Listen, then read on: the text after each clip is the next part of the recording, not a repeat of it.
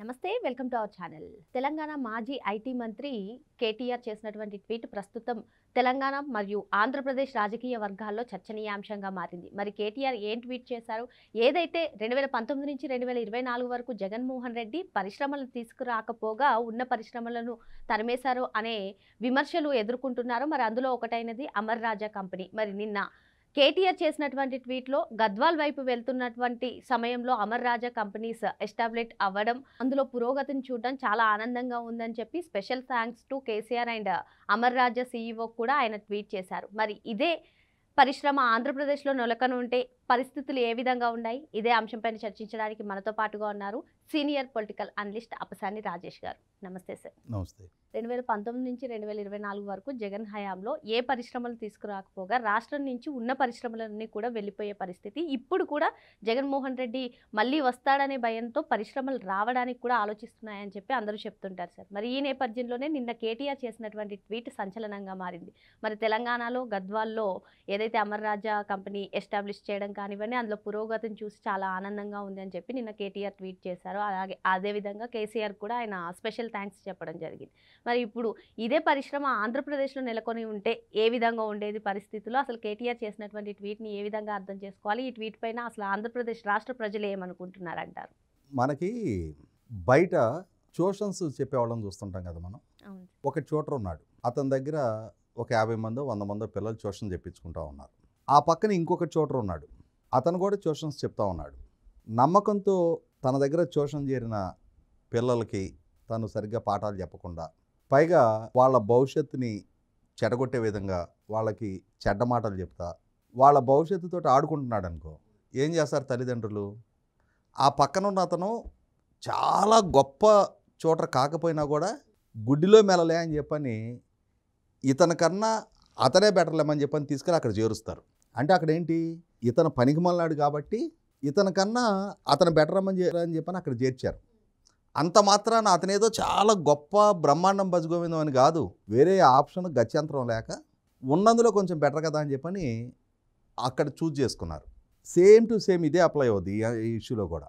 జగన్మోహన్ రెడ్డి గారి ప్రభుత్వం రాష్ట్రం పట్ల లాయల్టీతో, మార్క్ మై వర్డ్స్, ఎందుకంటే అమర్ రాజా సంస్థ, ఆ అమర్ రాజా సంస్థ యజమాని గల్లా రామచంద్ర నాయుడు గారు, ఆయన అమెరికాలో వెల్ ఆఫ్ క్యాండిడేట్.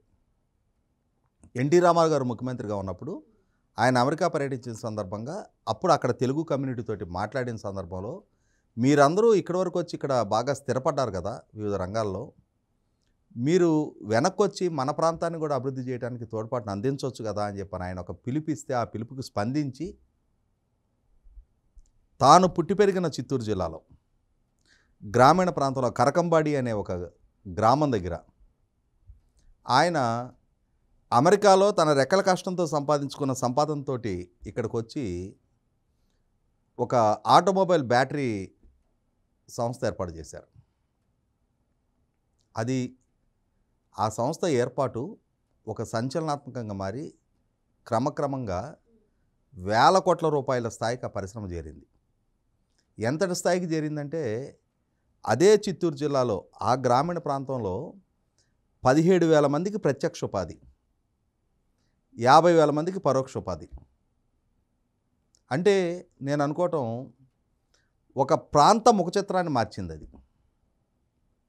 17,000 మంది సెక్యూరిటీ జాబ్ దక్కించుకోవడం అంటే చిన్న ఇష్యూ కాదు. పైగా ప్రభుత్వాలకి వేల కోట్ల రూపాయల పన్నులు. ఎవరైనా సరే, ఏ ప్రభుత్వం అయినా సరే అటువంటి సంస్థను కాపాడుకోవాలని చూస్తారు.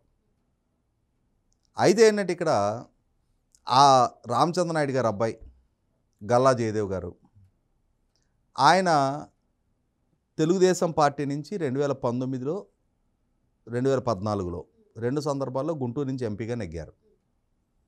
పోనీ గల్లా జయదేవ్ గారే మొట్టమొదటి రాజకీయాల్లోకి వచ్చారంటే కాదు. అంతకుముందు గల్లా అరుణ్ గారు, జయదేవ్ గారి తల్లి గారు, ఆమె స్వయాన రాజశేఖర రెడ్డి గారి ప్రభుత్వంలో కూడా మంత్రిగా పనిచేశారు. ఆమె తండ్రి రాజగోపాల్ నాయుడు గారు, వారు ఎన్జీ రంగ గారి సహచరుడు, మాజీ లోక్సభ సభ్యుడు. అంటే 3 తరాలుగా రాజకీయపు నాయకత్వాన్ని చవిచూస్తున్న కుటుంబం.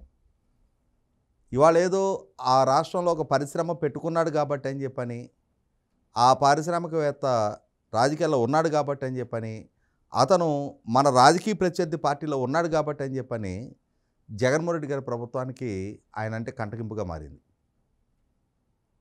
కంటగింపుగా మారడానికి కూడా ఇంకొక కారణం ఉంది ఇక్కడ.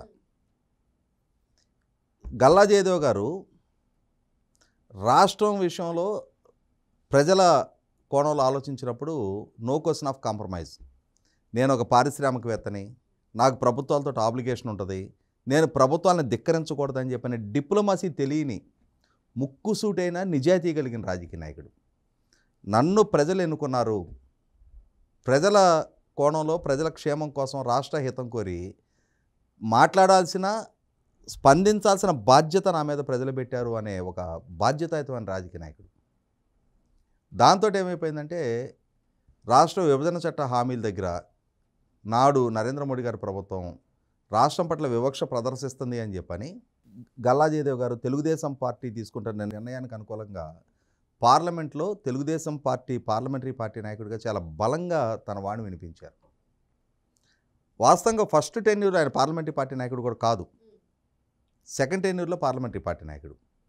అలా వాయిస్ బలంగా వినిపించే క్రమంలో ఒకనాడు రాష్ట్ర విభజన చట్ట హామీలను కేంద్ర ప్రభుత్వం పరిగణలోకి తీసుకోవడం లేదు అని చెప్పని నిండు సభలో మరి ప్రధానమంత్రి నరేంద్ర మోడీ గారి సమక్షంలో ఆయన చేసిన ఒక ప్రసంగం దేశాన్ని కట్టిపడేసింది. Mister prime minister and finance minister, you can fool somebody for some time, but you cannot fool all the people for all the time.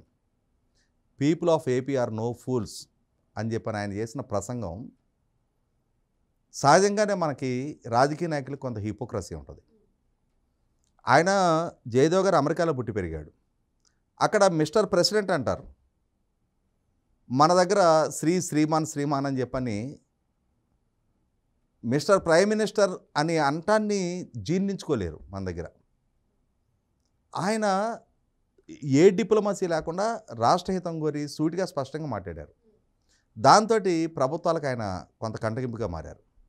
ఆయన ఎంచుకుంటున్న రాజకీయ విధానాలు, ఆ ముక్కుసూటితనంతో జగన్మోహన్ రెడ్డి గారి ప్రభుత్వం కూడా ఆయన లక్ష్యంగా చేసుకొని పొల్యూషన్ కంట్రోల్ బోర్డు ద్వారా ఈ అమర్ రాజా సంస్థను వేధింపులకు గురి చేయాలి, అసలు ఈ అమర్ రాజా సంస్థను మూసేయించమని నోటీసులు ఇచ్చారు. ఆయన సుదీర్ఘ న్యాయ పోరాటం చేసుకున్నాడు. న్యాయస్థానం ఆదేశాలతోటి ఇక్కడ ఒక అమర్ రాజానే కాదు, స్వయాన జగన్మోహన్ రెడ్డి గారి సొంత జిల్లాలో జువారీ సిమెంట్ ఫ్యాక్టరీ ఉంది. ఓ పక్క అదే జిల్లాలో భారతీయ సిమెంట్ వాళ్ళ సొంత సంస్థ ఉంది.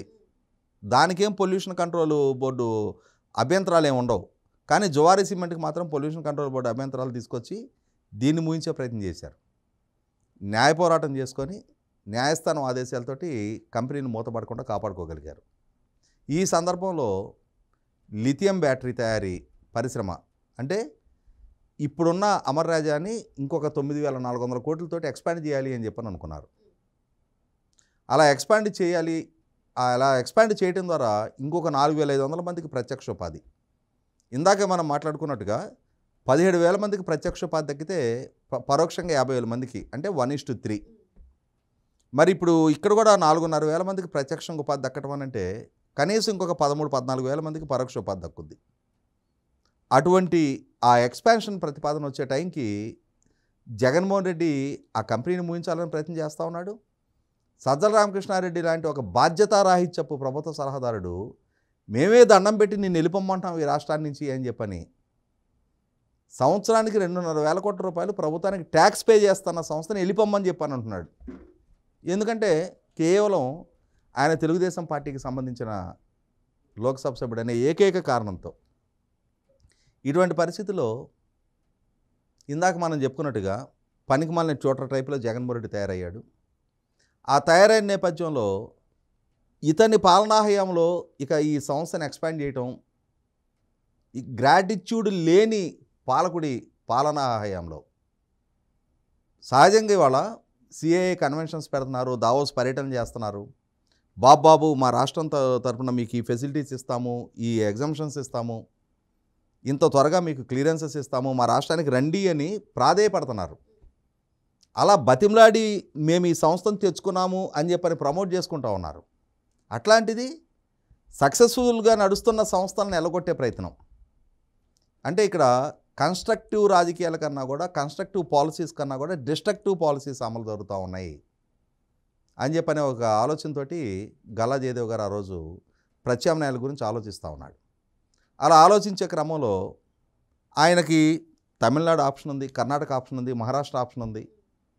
కాకుంటే ఇందాకే మనం చెప్పుకున్నట్టుగా సెకండ్ బెస్ట్ ఆప్షన్ పనికి మలనాడు బదులు కొంచెం బెటరు అనుకున్న తెలంగాణ కనపడింది. దాంతో నాడు కేటీఆర్ గారి ప్రభుత్వం అక్కడ ఎదురవుతున్న పరిస్థితులు, పరిణామాలను కీన్గా అబ్జర్వ్ చేస్తూ ఉన్నారు. అక్కడ పారిశ్రామికవేత్తలు ఎదుర్కొంటున్న సఫికేషన్ని వీళ్ళు కూడా ఎప్పటికప్పుడు తెలుసుకుంటూ ఉన్నారు. ఆ నేపథ్యంలో వాళ్ళు కూడా జయదేవ్ గారిని కాంటాక్ట్ చేశారు. జయదేవ్ గారు తాను కూడా సమ్మతించి మహబూబ్నగర్ జిల్లాలో ఆ పెట్టుబడి, అంటే ఒకసారి రామచంద్ర నాయుడు గారు అమెరికా నుంచి వచ్చిన తర్వాత చిత్తూరు జిల్లా దాటి ఆంధ్రప్రదేశ్లో ఇంకో జిల్లా వైపు కూడా వాళ్ళు ఆలోచన చేయాలి. అట్లాంటిది వేరే రాష్ట్రం వైపు ఆలోచన చేసే పరిస్థితి జగన్మోహన్ రెడ్డి సృష్టించాడు. మరి జగన్మోహన్ రెడ్డి లాంటి ఒక డిస్ట్రక్టివ్ పాలకుడు, పచ్చి తెలుగులో మాట్లాడుకోవాలంటే ఒక పనికిమాలిన పాలన చేసిన పాలకుడు ప్రభుత్వంలో ఉన్నప్పుడు, మరి ఇది మా ఘనత, ఇది మేము సాధించిన విజయం, మాకు సంతోషకరంగా ఉంది, కేసీఆర్ గారు మెరుగైన పాలసీస్ చూసి ఈ పరిశ్రమ ఇక్కడ గ్రౌండింగ్ అయింది అని చెప్పని కేటీఆర్ గారు ట్వీట్లు పెట్టుకుంటే ఆశ్చర్యమే ఉంది. ఇక్కడ కేటీఆర్ గారి ఘనత వల్ల పరిశ్రమ అక్కడ గ్రౌండింగ్ కాల, జగన్మోహన్ రెడ్డి పనికిమాలిన పాలన వల్ల పరిశ్రమ అక్కడ గ్రౌండింగ్ అయింది. కాకుంటే జో జీతా వహీ సికిందర్, ఆ పరిశ్రమ వాళ్ళకి దక్కింది.